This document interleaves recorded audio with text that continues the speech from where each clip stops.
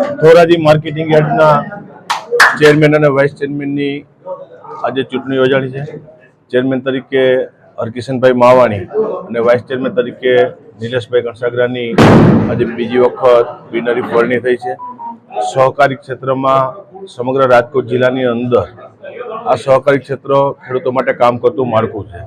બેંકના ચેરમેન તરીકે મને સહકારી માળખાનું રાજકોટ જિલ્લાનું એટલું ગૌરવ છે કે સમગ્ર આખા જિલ્લાની અંદર રાજકોટ બેંક હોય, રાજકોટ ડેરી હોય, જિલ્લા લેવલની સંસ્થા હોય, સમગ્ર જિલ્લાના માર્કેટિંગ યાર્ડ કે તાલુકા સંઘની અંદર હર હંમેશા બિનહરીફ રીતે ચૂંટણી યોજાતી આવી છે અને સૌ સાથે મળી અને ખેડૂતોના હિત માટે હર હંમેશા સૌએ પ્રયાસો કર્યા છે।